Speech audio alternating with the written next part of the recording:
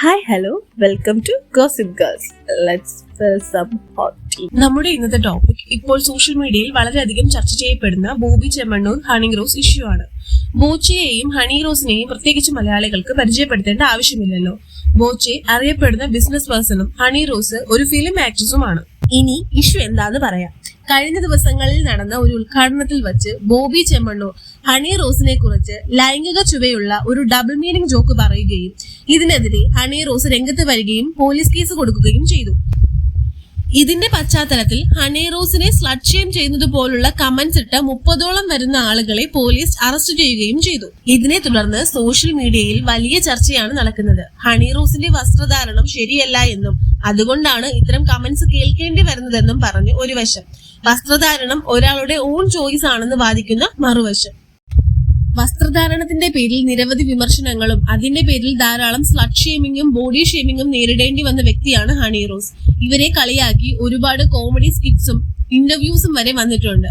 ഹണി റോസ് അവരുടെ ചില ശരീരഭാഗങ്ങൾ എടുത്തു കാണിക്കുന്ന തരത്തിൽ പാഡ് പോലുള്ളവ യൂസ് ചെയ്യുന്നെന്നും അത് പ്രോമിനന്റ് ആകുന്ന തരത്തിലുള്ള വസ്ത്രധാരണം നടത്തുന്നുവെന്നും വരെയുള്ള കമന്റ്സ് ഇതിൽ ഉൾപ്പെടുന്നു. ഇതിനിടയിലാണ് ഫേമസ് ആകാൻ വേണ്ടി എന്തും ചെയ്യുന്ന ഒരുപാട് വൾഗർ ഡബിൾ മീനിങ് ജോക്സ് അടിച്ച് കേരളത്തിൽ ഒട്ടുമിക്ക പേർക്കും അറിയാവുന്ന ബോബി ചെമ്മണ്ണൂർ അല്ലെങ്കിൽ ബോച്ചെ കടന്നു വരുന്നത്.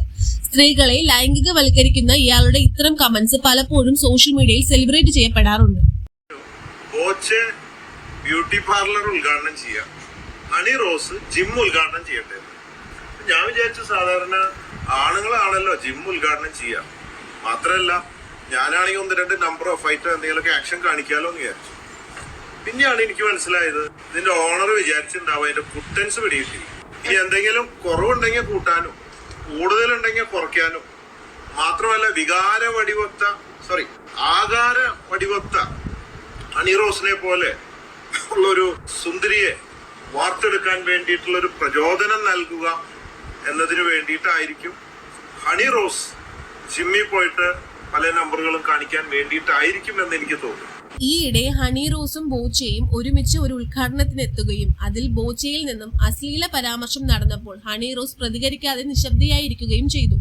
എന്നാൽ ഇതിനെതിരെ വിമർശനങ്ങൾ ഉയർന്നപ്പോൾ താൻ ബോച്ചയുമായി സഹകരിക്കില്ല എന്ന് പറഞ്ഞിരുന്നുവെന്നും എന്നാൽ ഇതിനെ തുടർന്ന് പേഴ്സണൽ ഗ്രഡ്ജ് വച്ച് ബോച്ചയെ പിന്നീടുള്ള ഉദ്ഘാടനങ്ങളിലും മറ്റും ഹണി റോസിനെ പറ്റി ദ്വയാർത്ഥ പ്രയോഗങ്ങൾ നടത്തി അപമാനിക്കുകയാണ് ഉണ്ടായത്. ഇതിന്റെ പശ്ചാത്തലത്തിൽ ബോച്ചയുമായി ഒരു ലീഗൽ വാർ ഹണി റോസ് ഡിക്ലെയർ ചെയ്യുകയും ചെയ്തു. ഇതേ തുടർന്ന് ബോച്ചയെ അറസ്റ്റ് ചെയ്യുകയും ചെയ്തു. ഒരാളെ ഒബ്ജക്ടിഫൈ ചെയ്യുവാനോ അയാളെ ഡബിൾ മീനിങ് ജോക്സ് കലർന്ന കമന്റ്സ് അടിക്കുവാനോ അയാളുടെ പ്രൊഫഷനോ ഡ്രസ്സിങ്ങോ ആർക്കും പെർമിഷൻ നൽകുന്നില്ല. ഒരാളുടെ വസ്ത്രധാരണം അയാളുടെ മാത്രം ചോയ്സ് ആണെന്നും അയാൾ ആ വസ്ത്രത്തിൽ കംഫർട്ടബിൾ ആണ് അല്ലെങ്കിൽ കോൺഫിഡന്റ് ആണ് എന്നുണ്ടെങ്കിൽ പിന്നെ എന്താണ് പ്രശ്നം? ഇവിടെ പ്രശ്നം എന്തെന്നാൽ ഒരു സ്ത്രീയെ ഒരാൾ ഇത്തരത്തിൽ അപമാനിച്ചിട്ടും അയാളെ പിന്തുണയ്ക്കാൻ ആളുണ്ട് എന്നതാണ്. രാഹുൽ ഈശ്വർ, ഷിബില പോലുള്ള വ്യക്തികൾ ഹണി റോസിനെയാണ് ഇവിടെ ബ്ലെയിം ചെയ്യുന്നത്. അവരുടെ വസ്ത്രധാരണമാണ് ഇത്തരം കമന്റ്സിന് കാരണമെന്നാണ് അവരുടെ പക്ഷം. മെയിൽ ഗേസിനെയും കൂടാതെ കേരളത്തിന്റെ ലൈംഗിക ദാരിദ്ര്യത്തെയും ഹണി യൂസ് ചെയ്യുകയാണെന്നും വൾഗറായും ഓവറായുമാണ് ഹണി ഡ്രസ് ചെയ്യുന്നതെന്നും കമന്റ്സിൽ പറയുന്നുണ്ട്. കൂടാതെ ഇത്തരം ആളുകളും ഈ കമന്റ്സ് തന്നെയാണ് ശരിവെക്കുന്നത്. ലൈക്ക് റിയലി, നിങ്ങൾ ആരാണ് ഒരു വ്യക്തിയുടെ വസ്ത്രധാരണം ചോദ്യം ചെയ്യാൻ? ഈ കമന്റ്സ് ഇടുന്നവരോട് നിങ്ങളുടെ സെക്ഷൽ ഫ്രസ്ട്രേഷൻ തീർക്കേണ്ടത് മറ്റുള്ളവരുടെ വസ്ത്രധാരണത്തെയും ബോഡിയെയും സെക്ഷലൈസ് ചെയ്തുകൊണ്ടല്ല.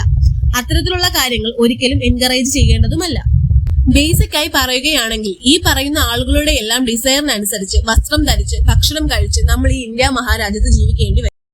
സെക്ഷൽ ഫ്രസ്ട്രേഷൻ ഉണ്ടെങ്കിൽ അത് തീർക്കേണ്ടത് അവനവന്റെ ഡ്യൂട്ടിയാണ്. ഒരാളുടെ വസ്ത്രധാരണമോ അപ്പിയറൻസോ നിങ്ങളിൽ അസ്വസ്ഥത ഉണ്ടാക്കുന്നുണ്ടെങ്കിൽ അത് നിങ്ങളെ തന്നെ വിലയിരുത്തേണ്ട ഒരു കാര്യമായി കണക്കാക്കേണ്ടതാണ്. കറക്ഷൻ വേണ്ടതും ട്രീറ്റ്മെന്റ് വേണ്ടതും അത്തരം ചിന്താഗതിക്കുമാണ്. ഇവിടെ ആക്ച്വൽ പ്രോബ്ലം എന്താണെന്നാൽ ഇത്തരം സെക്ഷൽ ഒബ്ജക്ടിഫിക്കേഷൻ കമന്റ്സിനോട് കേരള സമൂഹം നൽകുന്ന സപ്പോർട്ടാണ്. ഇത്തരം ചിന്താഗതിയിൽ മാറ്റം ഉണ്ടാകേണ്ടത് ഈസ് ഇമ്പോർട്ടന്റ്. സ്ത്രീകൾ സെക്ഷലൈസ് ചെയ്യേണ്ട ഒബ്ജക്റ്റ് അല്ല എന്ന വസ്തുത മനസ്സിലാക്കാൻ ഇനിയും എത്ര നാൾ വേണ്ടിവരും എന്നത് സംശയമാണ്. ഈ ഒരു വീഡിയോ പറ്റിയും ഈ ഒരു ടോപ്പിക്കിനെ പറ്റിയും നിങ്ങളുടെ അഭിപ്രായങ്ങൾ ദയവായി കമന്റായി രേഖപ്പെടുത്തുക. That's it for the video. If you like this video, please do like, comment and share. For more videos, do subscribe and enable the bell button. Thank you.